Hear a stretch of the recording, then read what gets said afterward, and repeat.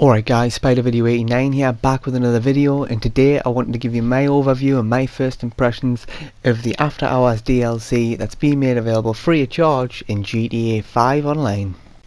So as I'm sure everyone's aware, this DLC centres around nightclubs. What happens is you go to the Maze Bank foreclosure website, you pick up a nightclub which are available for around 1.5 million, with the most expensive being around 1.7. There are a lot of upgrades and modifications and things you can do as well, which will push the price up. Mine cost just under 5 million by the time I'd done all the modifications into it.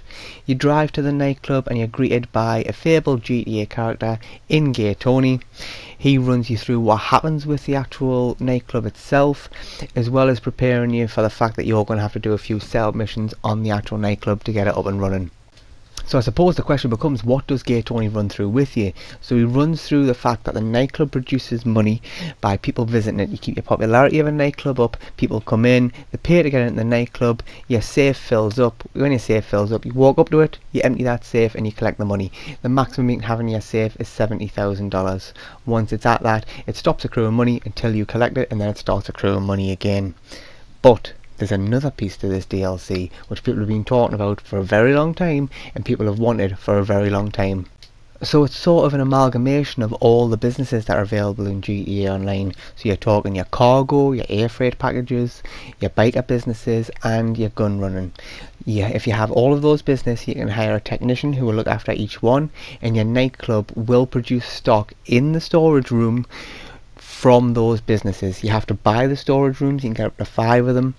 You have all your businesses open, and then your nightclub will produce stock from those businesses. The businesses themselves will still produce product if you have supplies in them, but as long as those businesses are up and running, your nightclub will continue to produce stock from them and you don't actually have to do anything for that.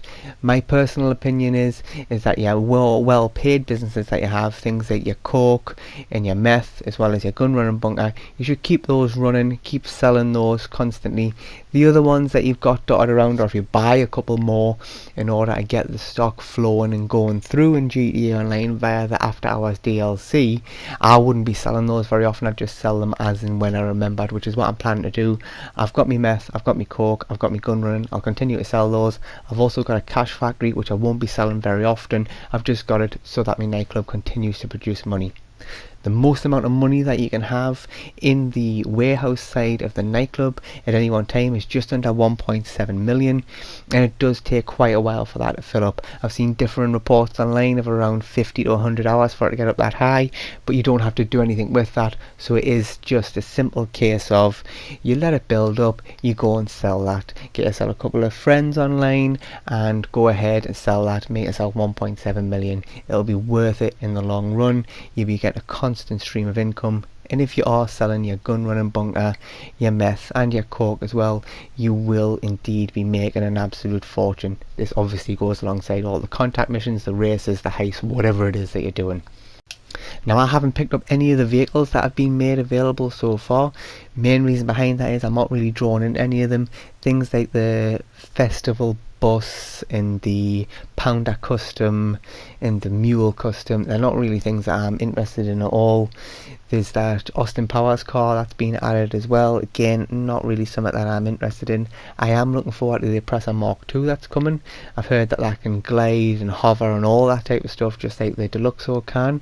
If it is like that, if it's requestable through the interaction menu, I'll be picking that up, and I'll probably get rid of my normal Oppressor, but I will be comparing the two, and I'll actually do a video on that for you guys as well, so you can see what it is that it does. Now, as I say, this DLC was added free of charge. One of the reasons behind that is you spend in-game money in order to buy the items. You can earn all the in-game money by doing things like heists and races and all the things I've discussed so far, your existing businesses before this came out. You can also obviously purchase shark cards. If you purchase shark cards, you'll get instant access to that money and be able to buy things. That's of course how Rockstar makes their money through GTA Online. However, I don't buy shark cards. The money I've earned in game, I've earned in game. I had 30 million before this DLC came out. I'm now down to 20.9 million, so I've spent around $9.1 million on the DLC, and I have getting quite a bit. I've gotten the nightclub, I've bought a Cash Factory. I've bought supplies for all my businesses as well to get them topped up and going, and I will be selling me cork, me meth, me gun running bunker in order to make some cash back. I would say by the end of tomorrow I'll probably be back up to sort of 21.5 million easy. In fact, it's probably close at 22. Actually, I'm on 20.9, so probably talking 22.5 million, and that would be with minimal effort as well. So the DLC is lucrative. You can make money via it, but more important than this, it's fun. You can open your nightclub, you can go in your nightclub, you can dance, you can get your friends in there.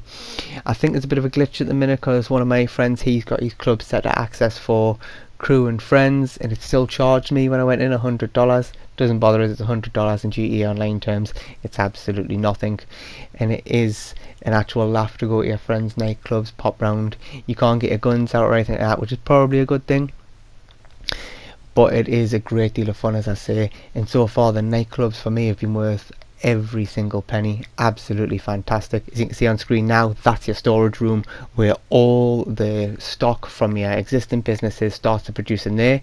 Your product in your existing businesses is still producing as well, so it is sort of double bubble, if you like. You're making money from the nightclub via those businesses without having to purchase anything.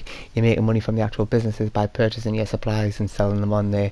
There's definitely a lot of money to be made in this DLC when combined with the other DLCs, the biker businesses, the gun running, the cargo, the air freight missions. This is definitely a great time to be playing GTA Online. I look forward to the drip feed cars. I'll be doing another video to go through those in a bit more detail, and I will be doing a GTA Platinum story. As I'm sure you are aware, I am a GTA Platinum trophy holder on the PS4, and I'm going to run you through my story on getting the plat on GTA 5. Thanks very much for watching, guys, and I'll catch you in the next one.